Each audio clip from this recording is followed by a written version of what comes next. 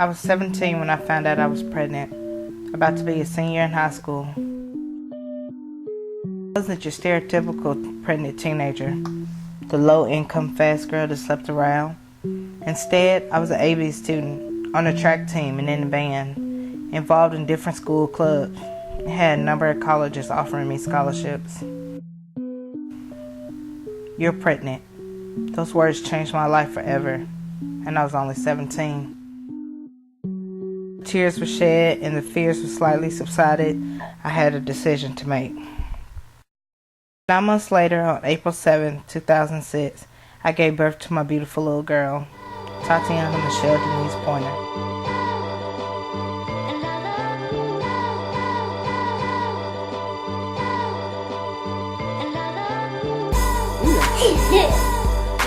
I got you videotape. I got you. I'm for videotape.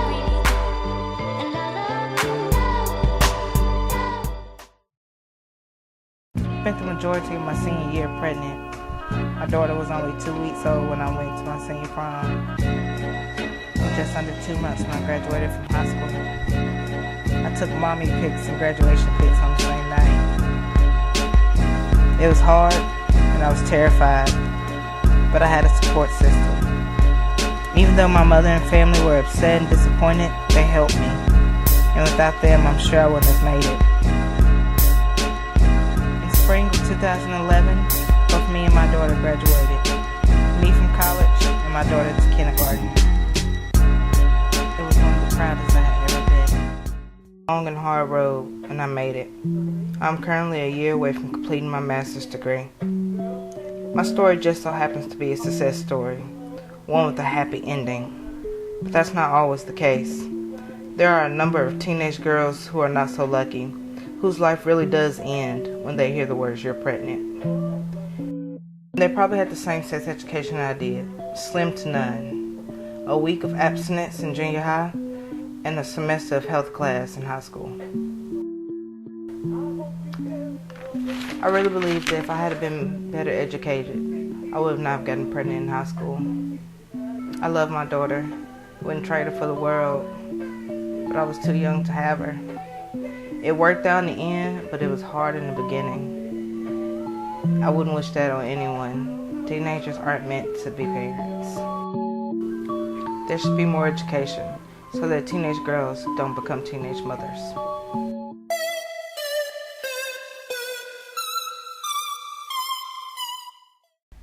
Ever walk into a Walmart or another store and notice a pregnant teenager, a young couple pushing a baby? In the last few years, this has become the norm. A large part of this is due to the lack of sex education for teenagers. 7 out of 10 male and female teens have had sexual intercourse by the age of 19. Abstinence-only programs have been the only form of sex education for a number of teenagers. But these programs were usually held in junior high, not during their high school. So what kind of sex education, if any, is being offered? Well, actually, junior high. Not really. I mean, Junior high. Junior high? What was Yeah. that? It was abstinence-only education. Where have you learned most of your information, if any, from? my mom, my family. They're pretty open with you about everything? Yep. My mom's a teacher, yeah. So she drives the point across very well. Teens are starting to learn about sex from their family and more likely from society and their friends. Freshman. All right. Did you have any kind of sex education in high school? All we had was a health class Yeah. where we talked about STDs, but not really sex education. Yeah. Anything before that? No, that was it. Not till high school we had health. Yeah. In this class? Well, I learned about STDs and how they affect you and your body, but as far as like to whether or not to have sex or to use protection, we didn't really go over that a whole lot. The main focus was just the STDs. A major problem with the abstinence program was that it didn't really decrease the numbers of teens having sex. Instead, pledge takers were found less likely to use protection than teenagers who had not had abstinence-only sex education. The average number of pregnant teenagers in 2001 was 82%. That number has risen at least 3%. The number of STD cases among teens is 25% of 3 million cases a year.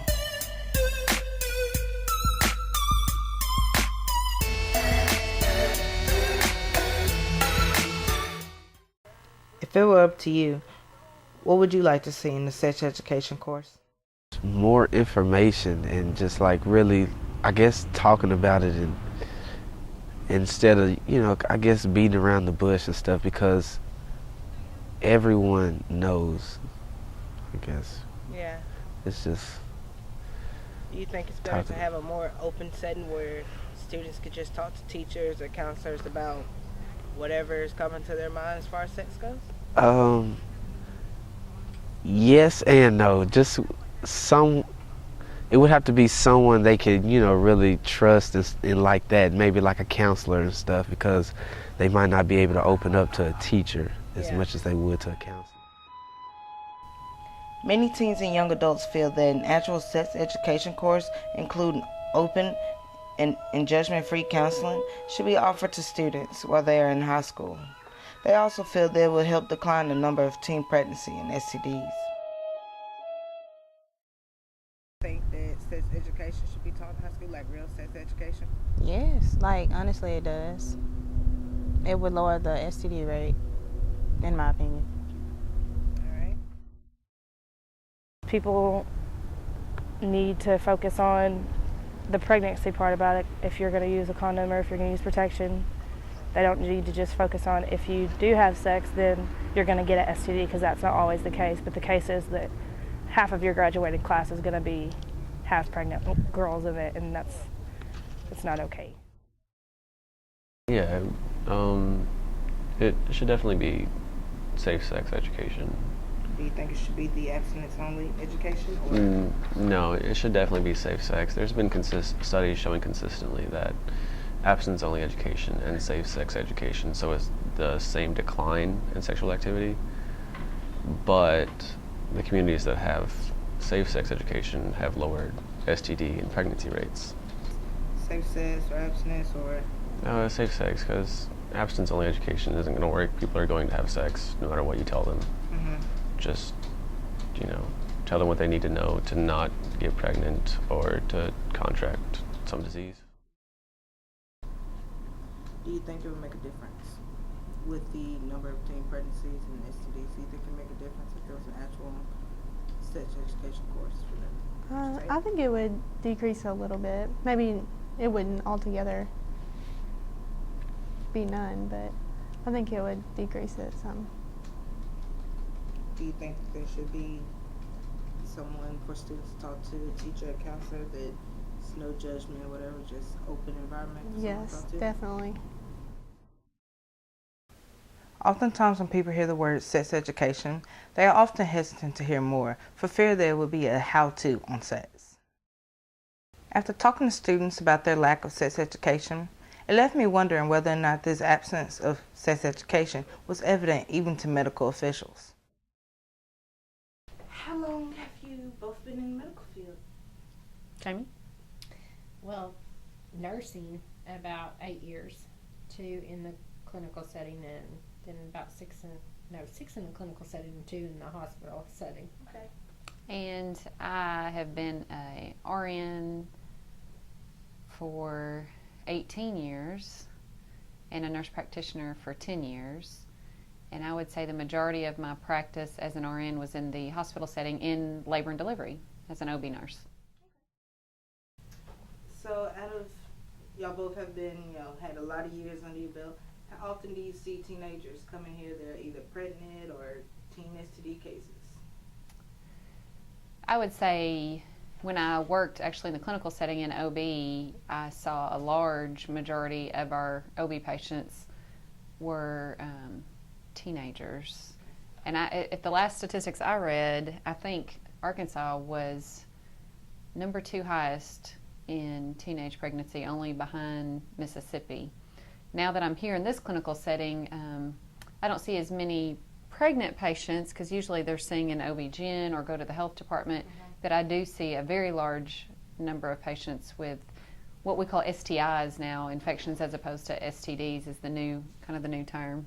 Why is that? Why did they change the term?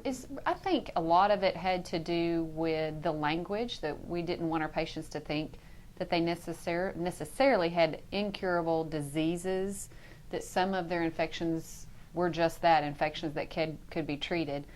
Although it's important to consider that some are actually diseases that are not curable, but just managed the best we can with medications. Okay. Like I said, here in this clinical setting, STI cases, a large majority when they do women's health. There's 3 women practitioners that work that see women's health here that we do often help, and I think it's a high rate of STIs. Do you not? Well, and I think HPV the most shocking part of it is that most teenagers that come in here for even wellness or birth control, which is what they're all concerned about, is making sure they get on birth control, never consider the fact that, you know, they could definitely have some STIs that even go without symptoms. Right. You know, the ones that come in requesting to be checked for STIs probably already have symptoms of some sort, or they wouldn't have come in the first place. Right. So we do find a lot of STIs just through regular physical exams, as well as people who are actually having symptoms. Probably more so in the teenage population than any other population. The unfortunate part is that most teenagers, their developmental stage is such that they really feel like this is not going to happen to me, and that's kind of the attitude that they have about STIs, or that if they get something that it can be treated and that it's really not a big deal, when in all actuality it can have some very long-term consequences. I feel like they're educated enough to really ask the questions pertaining to sexually transmitted, not diseases, infections. Right. I really don't feel like they're equipped. I mean, they're having sex younger and younger. I mean, we see it in a real world, and we are living in a real world. I mean, in a perfect world, you would want to preach abstinence, but that's not what we see. Right. I mean, they are having sex. They are having sex at a much younger age. What's some of the youngest you've seen?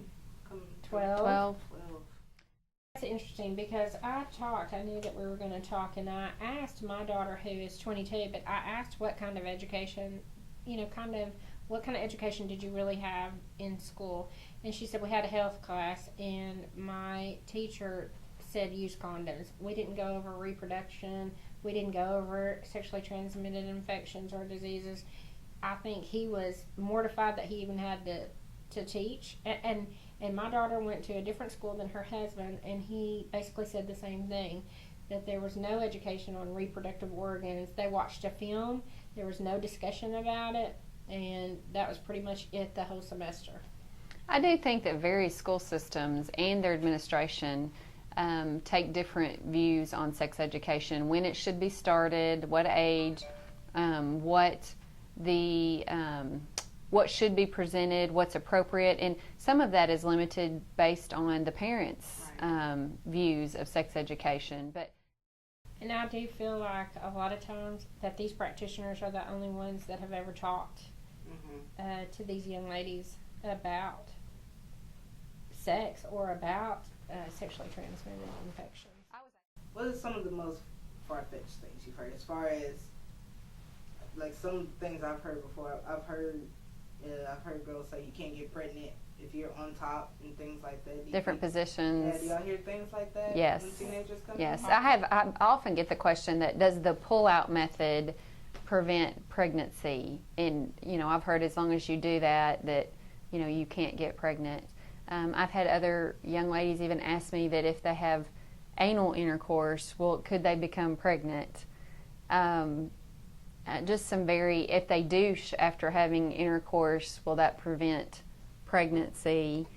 I had a 14-year-old who was positive pregnancy, and her mother asked the question, now if they have sex again, that will cancel out the pregnancy, correct? And I mean, and that is the mother of the 14-year-old. In most cases, students are uneducated, not because their parents refuse to talk to them, but more often because the parents themselves are uneducated and don't know what to say when the students ask them questions. Definitely earlier. When kids are having sex at 12 years old and we're not having sex ed until 16, then there's a problem. I would say junior high, early junior high would probably be the most important time, which is about the time, and you can see this in socialization when you see how boys and girls start to relate to one another a little bit differently, and who has a boyfriend and who has a girlfriend, and you know, they're sitting closer and they're holding hands, and when they start to make interest in each other, you know, sometimes lack of education, peer pressure, you know, multiple factors enter into when they first have their first sexual encounter. So, you know, if they're knowledgeable before that event actually happens, maybe they'll feel more confident in making a different decision. And if they are educated, they'll better be able to know the consequence to the action, and to be able to not put themselves in a position to feel the peer pressure to have sex, and to know what their body is, what they're experiencing in their body is okay and it's natural, but to act upon that, there's a whole new set of consequences. And I think And we don't talk about consequences. No, we do not. We talk about what causes pregnancy, we cause about how you get an STI, but we don't share what it looks like in reality to make certain decisions and how to do that. Teens often do not talk about sexual feelings to a parent or adult because they fear that the conversations may be shut down. So oftentimes when teenagers are feeling like they're starting to think about sex for the first time, they hide those feelings. Yeah, we definitely need to explore more and have a much more detailed conversation. And I would encourage them to try to involve their parent, even if they want me to intercede and talk about that relationship with them and their parent together. I think that's a huge role for nursing. Yes, be involved. And I've seen you get involved. Oh, yes. And be the mediator. And I mean, you have to remain non-judgmental. Correct. And open. And as long as you do that, you know, instead of trying to twist their arm or convince them that they're making wrong decisions, you really need them to come to that conclusion for themselves.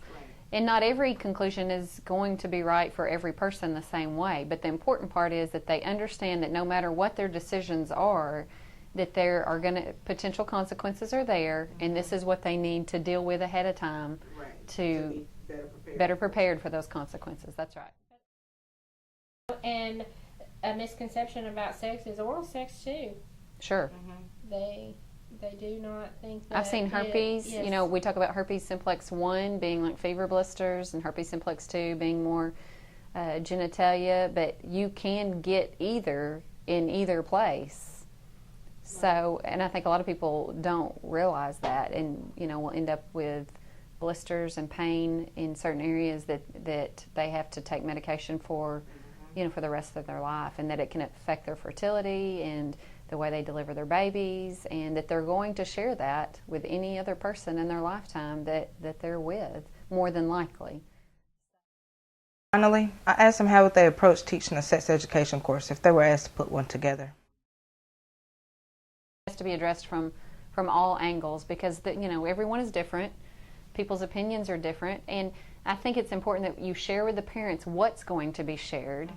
And, you know, not so much scare tactics. I never think that scare tactics work, because in this population, they're not scared. They don't think it's going to happen to them. But it is still important to show them what it looks like. You know, if you've never seen a genital wart, it's probably not what you're envisioning it looks like, you know, for instance. And I think it needs to start early, not just 1 year or 1 semester.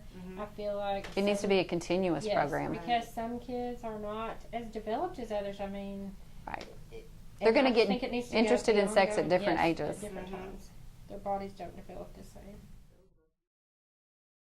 talking to students about why they want one, and then talking to medical officials about the need for one, I decided to see was there something similar to a sex education course currently being taught.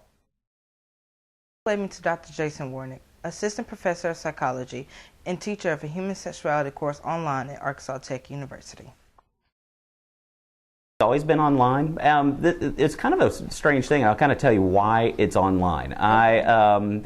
Basically the class was on the books, but it hadn't been taught for a little while, and we kind of talked about it, and I said I'd be willing to teach it. I thought it was interesting. Some of my research is in attachment theory and different things, and I said some of it kind of crossed into some sexuality stuff, and I said I kind of, for me, I thought it'd be kind of an interesting thing.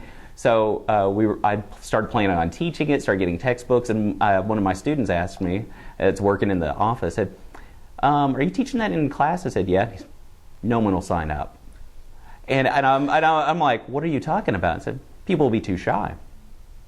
And I said, what? And I couldn't imagine this, because usually the human sexuality classes at most universities are just packed. Yeah. So I said, well, let me check, because it's got me really worried. And so I went to several, and I actually looked for this data before we did this, and I couldn't find it on my computer, so it's probably long gone now. But it's I went around and I just gave out some surveys to intro classes, but also senior classes, tried to get a little thing, and just said, would you be willing to take this class? Overwhelmingly, everyone said yes. But then it said, would you be willing to kind of take this if it's online? And there was like a huge number. And then when I said, would you be willing to take it in class, the numbers dropped significantly. And so I was kind of like, well, it seemed that most of the people that were willing to take it in class were also willing to take it online, but not vice versa. Yeah. And there was that difference. And so I said, I don't want students to not take a class just because they feel uncomfortable with it. Yeah. And when a lot of students kind of talk to me after I gave the survey, they're like, yeah, I would be embarrassed to ask questions. I'd be embarrassed that if people saw me going to the class. There was this bashfulness that was associated with the class. And I said, this needs to be an online one, at least for the time being. It's one of those that I frequently think, should I go back and give the survey again and do it? But that was what I got originally. And you try to do, you want it educational, you don't want it offensive. Yeah. And that's one of those classes where it could be easy to slip from the educational to the offensive. Yeah. I've seen human sexuality classes taught where people use quite a bit of multimedia, videos and things like that. Overwhelmingly, you get kind of two things. And when you talk to students that take the classes that have videos, and a lot of times there's videos of sex, and some of it's pornography, some of it is like for kind of educational purposes. Yeah. It's a little, it's not pornographic, if that makes sense. Yeah. It's not made for that purpose.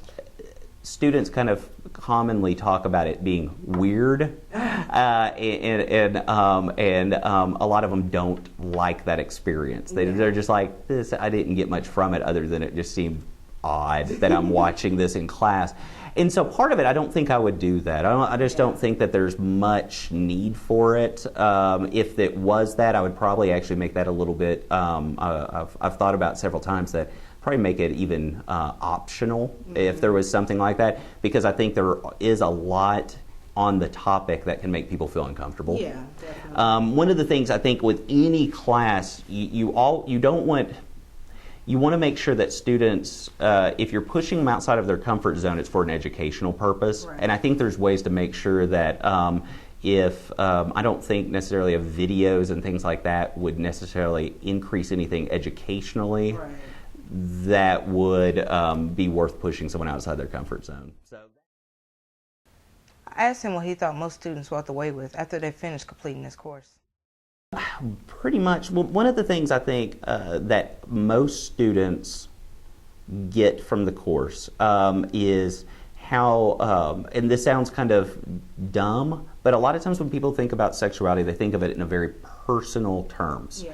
Their sexuality, the sexual experience for them. one of the things I think that most students walk away from it is that sexuality is a universal. One of the stats that I saw once was that over 98% of humans by the time they die have a sexual experience. Right. It's a very universal phenomenon, and it occurs in a variety of different ways. And I think a lot of times it is I think this expansion of the notion of sexuality. We tend to think of it in a very procreative way, and that's about it. And that's kind of the way a lot of people kind of have those ideas. When, in fact, I think one of the assignments I have students talk about, would they be able to have a meaningful sexual experience with someone that, could not have any kind of penetrative sex, if they had a disability or something like that. One of the questions is like that, and and I think it's stated, we don't need details here, but how is that? And students often have never even considered that you could have a sex life with that kind of in that kind of setting. Those kinds of things, that this is a universal thing. It's not a one-dimensional thing. I think that is one of the biggest things that really interest students. And they kind of walk away with this expanded notion of sexuality. The second thing is, I think a lot of students is, a lot of it is the physiological aspects. A lot of students, that it's taught in a very minor way, just kind of, here are a couple of sex organs and that's it. When they've gone through it in high school, or very, very minor things. It goes into a lot more detail with that. And I think a lot of students, the only exposure that they've had to kind of the physiological aspects is in terms of STIs, sexually transmitted infections, diseases, things like that. That I think that is one of the things that a lot of students that goes into very heavily, that they go, oh, okay, this makes sense. They understand it a little bit more from a biological phenomenon. And then the other one, a lot of students are interested in more of the psychological aspects. From like my interest in attachment, pair bonding, that kind of thing. A lot of students really enjoy those topics. But then they also enjoy the disorders, I mean, that always sounds bad to say, enjoy the disorders, but that's what most students go into, psychology. They want to take abnormal psych. They want to know that. And to see kind of the vast varieties of different illnesses and disorders and what and how those affect people and their sexual functioning. A lot of students, they immediately flip to those chapters when they first get the book. And that's what they usually rate as their favorite chapter. When I asked him about trying to convert this course into a course that students could take in high school, he saw no reason not to. So, I think there is, there's this misunderstanding about sexual education, and sometimes I think sometimes teachers might be some of the worst in that they try to overstep boundaries, and that's one of the things that some people say, that I'm probably even more conservative in my teaching of this than I have to be. But one of the things I think that is that every student, every person should have a knowledge of sexuality. But at the same time, I think a knowledge of it should never be in any way, you should never approach the political, the religious, that kind of stuff. And those issues should not be dealt with in a class like this. My beliefs towards that should never even approach the student's knowledge. The students' political beliefs or religious stuff should never be brought in. It's like that should just be out of bounds. And so topics, you can learn about abortion, and you can learn about, statistically, what are the reasons why someone would have an abortion. You should know what goes on in a procedure of abortion. What are the psychological and physiological after effects of abortion. That could be taught, and I think should be taught, whether it's right, wrong, that kind of stuff, legal, illegal. That's that is to me that's off limits. Yeah. And I think if we approach it from that perspective, that here we talk about the terms of facts, then that is it. We're not going to go into interpretation of those facts on any other level. I think that is how it should be taught, and I think would be very I think important for students to have. Because right now it's really kind of, you get two camps. You get the medical kind of thing of, here's what's going on in your body at puberty. That's typically what most students say that what they have. The other one is kind of the scare tactics. The only thing that's approached about sexual education is diseases or pregnancy, and that's it. And it's like there's so much more to it than that story. And let's give a full accounting of this. Right. I felt that it would be unnecessary to try to alter the course from its current state. I don't think there'd be that much to change, to be honest. I had a student who was extremely conservative that came to me before I taught the course for the first time and said she was interested in the course, but she was very, very scared of the course. Yeah. And I said, why? Why is this course? Well, I'm really worried because of what my family would say for me even signing up for a course like this. And I said, this isn't a course. This isn't a how-to course. This is not. We're not. It's not going to be that. We're not going to be talking about our sexual experiences. Right. We're not going to be talking about that kind of stuff. That's.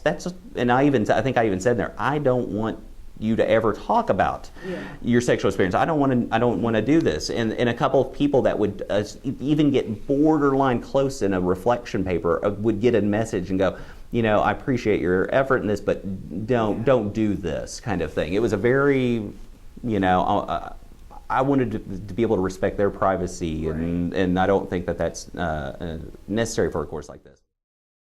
Dr. Warnick hopes to take this course into the classroom instead of online someday. He even hopes to break this course up into a two-parter so that students can further explore the emotions and the relationship sides of sexuality.